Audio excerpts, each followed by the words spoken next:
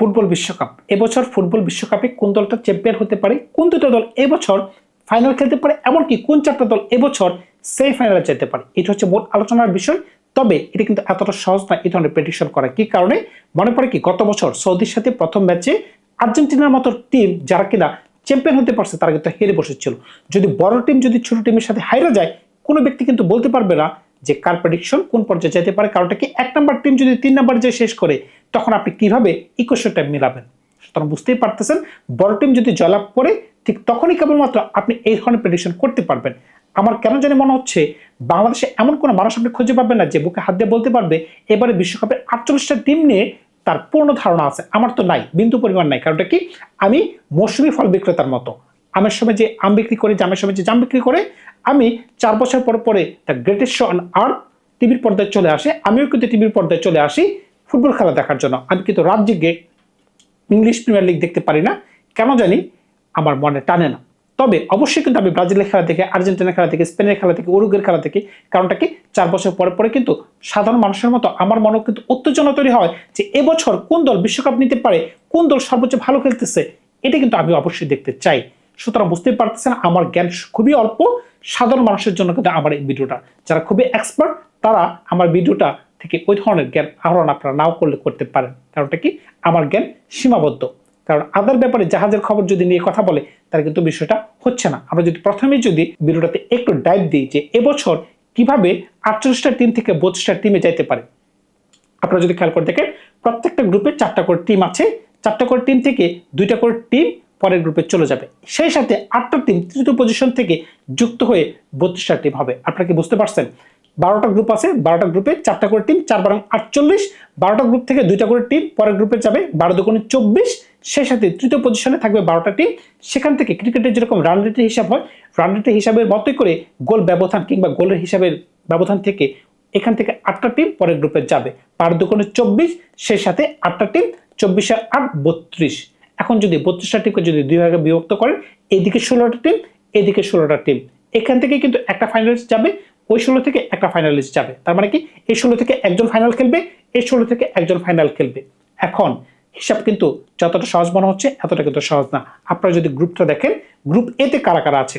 Group এতে আছে Mexico, south Korea, দক্ষিণ আফ্রিকা, এমনকি চেকিয়া। এখন অনায়াসে কিন্তু বলা যেতে পারে যদি বড় দল জয়লাভ করে, মেক্সিকো এমনকি সাউথ কোরিয়া এই গ্রুপ থেকে সামনের দিকে চলে যাবে। তবে তৃতীয় পজিশনে কিন্তু আমি আশাবাদী চেকিয়া কিন্তু চলে যেতে পারে। চেক প্রজাতন্ত্র ছিল তার আগের নাম, এখন তার বর্তমান নাম হচ্ছে চেকিয়া। সুতরাং বুঝতেই পারতেছেন। এখন আমরা যদি পরের গ্রুপে যাই, গ্রুপ বিতে সুইজারল্যান্ড, কানাডা, বসনিয়া, এমনকি কাতার। আমরা ধরে নিতে পারি সুইজারল্যান্ড যাবে, বসনিয়া যাবে, এমনকি কানাডা তৃতীয় পজিশনে হোল্ড করতে পারে, তৃতীয় পজিশনটা গ্র্যাব করে নিতে পারে। তবে তৃতীয় পজিশনে গ্র্যাব করে নিতে পারবে যে, সেটা কিন্তু আপনি অনায়াসে বলে দিতে পারতেছেন না। এখানে কিন্তু অনেক ধরনের হিসেব নিকাশ হবে। 3 নম্বরে ভাই সবার প্রিয় group Brazil, Morocco, Scotland, Haiti. এখন বুঝতেই পারতেছেন ব্রাজিল অনায়াসে ভাই পরের গ্রুপে চলে যাবে। ব্রাজিল এমনকি মরক্কো, মরক্কো কিন্তু দুর্দান্ত টিম, এমনকি আয়োজক টিম। সুতরাং তারা কিন্তু অনায়াসে চলে যেতে পারে। গ্রুপ ডিতে তুর্কি আছে, ইউএসএ আছে, প্যারাগুয়ে আছে, এমনকি অস্ট্রেলিয়া আছে। আমরা সভাপতি বলতে পারি গ্রুপ ডি থেকে তুর্কি যাবে, প্যারাগুয়ে যাবে, এমনকি তৃতীয় পজিশনে হোস্ট নেশন আমেরিকা সামনের গ্রুপে, মানে সামনেতে, মানে 32টা দলের মাঝখানে তাদের জায়গায় কিন্তু দখল করে নেবে।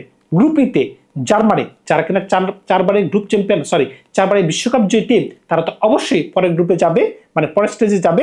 এমনকি ইকুয়েডর রয়েছে, আইবেরি কোস্ট রয়েছে, এমনকি কুরাসাও রয়েছে। সুতরাং বুঝতেই পারতেছেন এখান থেকে জার্মানি যাবে, ইকুয়েডর যাবে, আইবেরি কোস্ট তৃতীয় দল হিসেবে তাদের যাত্রা শুরু করতে পারে। Group F Netherland, Japan, Sweden, এমনকি তিউনিসিয়া। আমরা ধরে নিতে পারি নেদারল্যান্ড যাবে, জাপান যাবে, এমনকি তৃতীয় দল হিসেবে সুইডেন যাবে। তারপরে গ্রুপ জি বেলজিয়াম, ইজিপ্ট, ইরান, মিশর। আমরা ধরে নিতে পারি বেলজিয়াম যাবে, ইরান যাবে, এমনকি মিশর যাবে। এখানে 2 নম্বর পজিশনে ইজিপ্ট যেতে পারে, 3 নম্বরে ইরান থাকতে পারে, নিউজিল্যান্ড বাদ পড়ে যাবে। গ্রুপ এইচ স্পেন এবছর টুর্নামেন্টের অন্যতম শক্তিশালী একটা দল, এমনকি তারা বিশ্বকাপ জয়ী হইতে পারে। আমি মনে প্রাণে বিশ্বাস করতেছি এবছর তারা ভালো কিছু করতে পারবে। সেই সাথে উরুগুয়ে, সৌদি, এমনকি কেপে ভার্দে। সুতরাং বুঝতেই পারতেছেন এখান থেকে স্পেন যাবে, উরুগুয়ে যাবে, সৌদির একটু চান্স থাকতে পারে, কিন্তু এতটা আশা রাখা যাচ্ছে না। গত বছর কিন্তু তারা প্রথমে আর্জেন্টিনার সাথে জয় পেয়েছিল, কিন্তু তারা কিন্তু পরের গ্রুপে, মানে পরের স্টেজে কিন্তু চাইতে পারে নাই। এখন যদি আপনি পরের গ্রুপে দেখেন, ফ্রান্স, নরওয়ে, সেনেগাল, ইরাক, বুঝতেই পারতেছেন ফ্রান্স যাবে, নরওয়ে যাবে, এমনকি সেনেগাল যাবে। পরেরটাতে আছে আর্জেন্টিনা, সবার প্রিয় আর্জেন্টিনা, অস্ট্রিয়া, আলজেরিয়া, এমনকি জর্ডান। আমরা ধরে নিতে পারি আর্জেন্টিনা যাবে, অস্ট্রিয়া যাবে, এমনকি আলজেরিয়া যাবে। সুতরাং বুঝতেই পারতেছেন সবার প্রতি কিন্তু নজর থাকবে এবছর আর্জেন্টিনা কি কাপকে ডিফেন্ড করতে পারে কিনা। কারণটা কি, লিওনেল মেসি তার জীবনের লাস্ট বিশ্বকাপ খেলবেন, এমনকি তিনি কিন্তু ডিফেন্ড করতে চাইবেন এবছরের বিশ্বকাপ। আমরা যদি পরের গ্রুপটাতে আসি, গ্রুপ কে খুবই কাঙ্ক্ষিত একটা গ্রুপ, পর্তুগাল, কলম্বিয়া, কঙ্গো, এমনকি উজবেকিস্তান। আমরা ধরে নিতে পারি পর্তুগাল 1 নম্বর টিম হিসেবে এই টিম থেকে যাবে, এই গ্রুপ থেকে যাবে। সেই সাথে কলম্বিয়া এমনকি কঙ্গো সামনে আগা যেতে পারে। অন্যদিকে আপনি যদি দেখেন পরের গ্রুপে আমাদের last group, England, Croatia, Ghana, এমনকি পানামা। আমরা ধরে নিতে পারতেছি এখান থেকে ইংল্যান্ড যাবে, এমনকি সেই সাথে ক্রোয়েশিয়া। আমার কেন জানি মনে হচ্ছে ঘানাও জায়গা দখল করতে পারে। আমি কিন্তু তৃতীয় পজিশনে অনেকগুলো দলের আমি বলছি, তবে আমি বলতে পারতেছি না এখান থেকে কোন 8টা টিম যাইতে পারে। তারপর আমি যদি এক নজরে বলি, চেকিয়া যেতে পারে, বসনিয়া যেতে পারে, প্যারাগুয়ে যেতে পারে, আরবি কোস্ট যেতে পারে, আইভরি কোস্ট যেতে পারে, সুইডেন যেতে পারে, ইরান যেতে পারে, সেনেগাল যেতে পারে, আলজেরিয়া যেতে পারে, এমনকি ঘানা যেতে পারে। এইভাবে যদি দল যায় তাহলে কিন্তু আমরা ধরে নিতে পারি যে 32টা দল কিন্তু আমরা পেয়ে গেছি। এখন 32টা দলের মাঝখানে যদি 16 করে বিভক্ত করে, তখন কিন্তু আমরা কিন্তু এখন নকআউট পর্যায়ে চলে গেছি। খেলা করে দেখবেন। এখন জার্মানির সাথে প্রথম খেলাটা হতে পারে আমেরিকার খেলা, আমরা সহজেই ধরে নিতে পারি জার্মানি জয়লাভ করবে। অন্যদিকে ফ্রান্সের সাথে সুইডেনের খেলা, তার মানে কি ফ্রান্স এমনকি জার্মানির খেলা হবে রাউন্ড 16-এর অন্যতম নকআউট ম্যাচ। এই দুইটা দল কিন্তু অন্যভাবে যদি যায়, যেটা আমি প্রথমেই বলেছিলাম, যদি সৌদি আর্জেন্টিনাকে হারাই দিতে পারে, যদি এই ধরনের কর্মকাণ্ড ঘটে, তাহলে এই দুটো দলের ফাইনালও দেখা হতে পারে। কিন্তু বড় দল যদি বড় দলকে হারায়, তার মানে জার্মানির সাথে ফ্রান্সের দেখা হবে রাউন্ড 16-এর প্রথম ম্যাচে। এই মহাতারকার দুইটা দল, একটা দল কিন্তু বাদ পড়ে যাবে রাউন্ড 16-এ। বুঝতে পারতেছেন কত জমজমাট খেলা হতে পারে রাউন্ড 16-এর প্রথম ম্যাচটাতে। অন্যদিকে আপনি খেয়াল করে দেখেন, সাউথ কোরিয়া, কানাডা, এমনকি নেদারল্যান্ড আর মেক্সিকো, এই 4টা দল থেকে 2টা দল যাবে।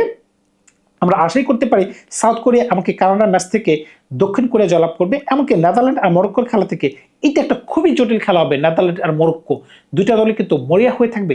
তবে আমি কেন জানি বিশ্বাস করতেছি এবছর নেদারল্যান্ড ভালো কিছু করলেও করতে পারে, মরক্কো একটু পা পিছলে যেতে পারে। তবে আপনি কোনোভাবেই কিন্তু আয়োজক টিম মরক্কোকে পিছনে রাখতে পারতেছেন না। তবে আমি মনে করি বিশ্বাস করতেছি নেদারল্যান্ড সামনে এগিয়ে যাবে, এমনকি নেদারল্যান্ড ভালো কিছু করতে পারবে। এখন পরবর্তী টিমে যদি আপনি কথা বলেন, পরবর্তী টিম হচ্ছে কলম্বিয়া এমনকি ক্রোয়েশিয়া। ভাই রে ভাই, এটা কোন ধরনের খেলা হবে! গত বছর ক্রোয়েশিয়া ফাইনাল খেলতে পারছে, এমনকি এর আগের বছর এই ক্রোয়েশিয়া সেমিফাইনাল খেলতে পারছে বিপক্ষ টিমকে কম্বোডিয়া, যারা এবছর দুর্দান্ত খেলা খেলতে পারতেছে। এই দুই দলের মাঝখানে যখন খেলা হবে, ভাই আপনি কোন দলকে সমর্থন করবেন? আমি ক্রোয়েশিয়ার পক্ষে। তবে ক্রোয়েশিয়াকে জয়লাভ করতে পারবে। কম্বোডিয়ার যে ধরনের খেলা খেলতে পারতেছে মারাত্মক, মানে মারাত্মক। তবে ফুটবলে শক্তির পরীক্ষা খুবই মারাত্মকভাবে হয়। যার কাছে পেস আছে, যার কাছে ভালো ধরনের ট্যাকটিক্স আছে, যার কাছে ওই ধরনের মেন্টালিটি আছে, তারাই কিন্তু জয়লাভ করতে পারে। আমি মনে প্রাণে বিশ্বাস করতেছি এই ম্যাচে ক্রোয়েশিয়া জয়লাভ করতে পারবে। এমনকি পরের যে ম্যাচ স্পেন এমনকি অস্ট্রিয়া, সভাপতি আপনি ধরে নিতে পারেন স্পেন পরের গ্রুপে চলে যাবে, স্পেন এই ম্যাচটাকে জয়লাভ করবে। পরে এই গ্রুপ থেকে আসে আমেরিকার খেলা বসনিয়ার সাথে, আমরা ধরে নিতে পারি আমেরিকা জয়লাভ করবে। বেলজিয়ামের খেলা সেনেগালের সাথে, ওই ম্যাচটাতেও কিন্তু জমজমাট খেলা হবে, বেলজিয়াম জিতবে নাকি সেনেগাল জিতবে। এই ধরনের খেলাগুলো কিন্তু খুবই উত্তাপ ছড়বে। তবে আমি আশাবাদী যে বেলজিয়াম জয়লাভ করবে। তাহলে এই গ্রুপ থেকে কারা কারা পরের গ্রুপে যেতেছে, মানে সামনে খেলতে পারতেছে, আমি খেয়াল করে দেখেন জার্মানির সাথে ফ্রান্সের খেলা হবে, এমনকি স্পেনের সাথে ক্রোয়েশিয়ার খেলা হবে। সুতরাং এইখান থেকে যদি আপনি হিসাব করেন জার্মানির সাথে ফ্রান্স এমনকি স্পেনের সাথে ক্রোয়েশিয়া, তার মানে আপনি খেয়াল করতে পারতেছেন ফ্রান্স এমনকি স্পেনের একটা বিরাট সুযোগ থাকতে পারে সেমিফাইনালে দেখা হওয়ার। ফ্রান্স এমনকি স্পেন যদি এরকম হয়, তাইলে এই খেলায় কোন দল জয়লাভ করতে পারে? ফ্রান্স জয়লাভ করবে নাকি স্পেন জয়লাভ করবে? দুইটা দলে কিন্তু মরিয়া হয়ে আছে কাপ নেওয়ার জন্য। তবে আমি মনে প্রাণে বিশ্বাস করতেছি এইখান থেকে যদি কোনো টিম সামনের দিকে আগায়, তাহলে কিন্তু অবশ্যই সে দলটার নাম হতে পারে ফ্রান্স। স্পেনকে বাদ দিতেছে, মুখ দিয়ে একবার বেরোতে নিয়েছিল যে স্পেন জয়লাভ করে ফেলবে। তবে বলা যাচ্ছে না, কিন্তু এই ধরনের খেলাতে আপনি কোনোভাবেই অগ্রিম প্রেডিকশন করতে পারবেন না যে ফ্রান্সে জয়লাভ করবে আর স্পেন বাদ পড়ে যাবে। আপনি যদি অন্যদিকে যদি আপনি অন্য গ্রুপে আসেন, ব্রাজিলের গ্রুপে আসেন, উরুগুয়ের গ্রুপে আসেন, পর্তুগালের গ্রুপে আসেন, তখন কিন্তু আপনি বুঝতে পারবেন যে এখানে কাদের পাল্লা ভারী। প্রথম ম্যাচটা হতে পারে ব্রাজিলের সাথে জাপান, আমরা ধরে নিতে পারি ব্রাজিল পরের গ্রুপে যাবে, এমনকি ব্রাজিল ম্যাচটাকে সহজ গ্রুপে জয়লাভ করে নেবে। ইকুয়েডর এমনকি নরওয়ে, এই গ্রুপ থেকে এই খেলাটা থেকে আমরা কিন্তু ধরে নিতে পারি যে নরওয়ে জয়লাভ করবে। এমনকি এই দুই দলের মাঝখানে কিন্তু রাউন্ড 16-এর প্রথম ম্যাচটা হতে পারে ব্রাজিলের সাথে নরওয়ে। সুতরাং বুঝতেই পারছেন খেলা কিন্তু জমজমাট হবে। অন্যদিকে মেক্সিকোর সাথে সুইডেনের খেলা আমরা ধরে নিতে পারি মেক্সিকো জয়লাভ করবে। ইংল্যান্ডের সাথে আলজেরিয়ার খেলা আমরা ধরে নিতে পারি ইংল্যান্ড জয়লাভ করবে। এমনকি সবচেয়ে গুরুত্বপূর্ণ খেলা, এমনকি সবচেয়ে আপসেটের খেলা হতে পারে একদিকে আর্জেন্টিনা, একদিকে উরুগুয়ে। ভাই ল্যাটিন আমেরিকার এই দুইটা দেশ কেউ কিন্তু কাউকে ছাড় দেবে না ভাই। যদি উরুগুয়ে আর্জেন্টিনাকে হারাই দেয়, আপনি কি আকাশ থেকে পড়বেন? আমি আকাশ থেকে পড়বো না। কারণটা কি, দুইটা দল কিন্তু মারাত্মক টিম। তবে আশঙ্কা বলতেছে এই ধরনের চান্স খুবই কম। আর্জেন্টিনা এবার ভালোই খেলতে পারবে। কেন যেটা মনে হচ্ছে আর্জেন্টিনা এবছর আরেকটু সামনে থেকে আগাবে, আর্জেন্টিনা সামনে থেকে আগাইতে পারবে। আর্জেন্টিনা উরুগুয়েকে বাদ করে দিবে। তুর্কির সাথে ইজিপ্টের খেলা সহজভাবে তুর্কি জয়লাভ করে নেবে। সুইজারল্যান্ডের সাথে ইরানের খেলা সুইজারল্যান্ড জয়লাভ করে নেবে। এমনকি পর্তুগালের সাথে ঘানার খেলা, ভাই ক্রিস্টিয়ানো রোনালদো CR7 মনে প্রাণে চাই তিনি এবছর ভালো কিছু করতে পারুক। কারণটা কি, পর্তুগালের এই প্লেয়ারটা সারা বিশ্বের মানুষের মন জয় করে ফেলছে, সারা বিশ্বের মানুষের জয় করে ফেলছে। আপনি খেয়াল করে দেখেন, হয়তোবা তিনি যদি ব্রাজিলে জন্মগ্রহণ করতেন কিংবা তিনি যদি আর্জেন্টিনা জন্মগ্রহণ করতেন, তাহলে হয়তোবা তার পকেটে 1 থেকে 2টা ট্রফি থাকতে পারত। কারণটা কি, তাকে সঙ্গ দেওয়ার মতো কিংবা তাকে সাপোর্ট দেওয়ার মতো ওই ধরনের ব্যাকআপ প্লেয়ার কিন্তু এতদিন ছিল না। কিন্তু এবছর এই দলটার মাঝখানে যে ধরনের মিডফিল্ডার আছে, যেটা আমি শুনতে পাচ্ছি মারাত্মক নাকি মারাত্মক। সুতরাং বুঝতে পারছেন এই দলটা ভালো কিছু করলেও করতে পারে। এখন এই গ্রুপ থেকে কারা সামনে থেকে আগাইতে পারে, খেলা হবে ব্রাজিলের সাথে নরওয়ে। আমরা ধরে নিতে পারি ব্রাজিল যাবে। এমনকি মেক্সিকোর সাথে ইংল্যান্ড, এমনকি ইংল্যান্ড যেতে পারে। তার মানে কি, ব্রাজিলের সাথে ইংল্যান্ডের খেলা হবে কোয়ার্টার ফাইনাল। এখান থেকে আমরা ধরে নিতে পারতেছি ব্রাজিল সামনে থেকে এগিয়ে যাবে। আর্জেন্টিনার সাথে খেলা হতে পারে পর্তুগালের।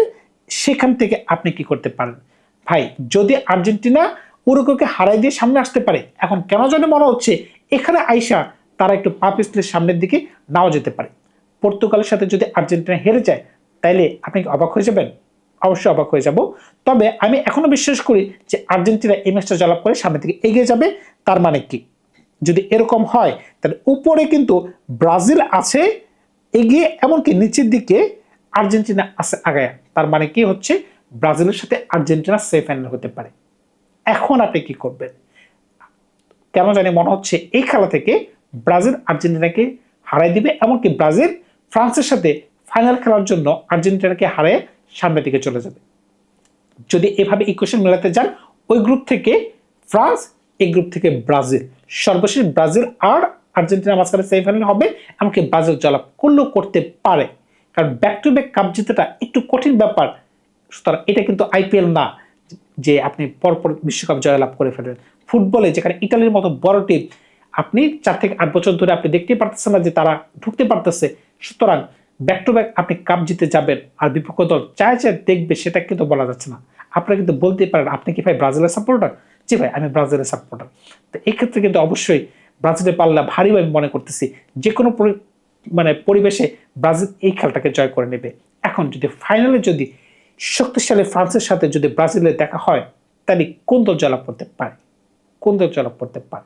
অ্যাজ এ ব্রাজিল সাপোর্টার আমি কিন্তু সবসময় বলবো যে ব্রাজিল অবশ্যই জয়লাভ করবে। তবে অবশ্যই তাদেরকে ভালো খেলতে হবে। কি কারণে, যদি ব্রাজিল খারাপ খেলে তাহলে তো অবশ্যই আগেই বাদ পড়ে যাবে। কারণটা কি, আমরা কিন্তু সবসময় ভালো টিমকে সাপোর্ট করি। তবে ফুটবল এমন একটা বিষয়, এমন একটা আবেগ কাজ করে, আপনার টিম যদি খারাপও খেলে না, আপনি কিন্তু তার হাত কিন্তু আপনি ছাড়তে পারবেন না। এটা কিন্তু হাত কখনোই ছাড়া যায় না। সুতরাং বুঝতেই পারতেছেন, আমি মনে প্রাণে বিশ্বাস করতেছি এবছর ব্রাজিল কাপটা নিয়ে যাবে। এখন আপনারা আমার সাথে একমত কিনা আমি জানি না, তবে আমি চেষ্টা করছি ভিডিওটাকে আপনাদের কাছে হয়তোবা ওই রকম সুন্দর করে রিপ্রেজেন্ট করতে পারে না, কারণটা কি ফুটবল নিয়ে আমার জ্ঞান খুবই অল্প। সেই ব্যাপারে কিন্তু আমি আগেই ক্ষমা চেয়ে নিচ্ছি। ধন্যবাদ সবাইকে, ভালো থাকবে আপনারা। নতুন কোনো গল্প নিয়ে খুব শীঘ্র হাজির হবো আপনাদের সাথে।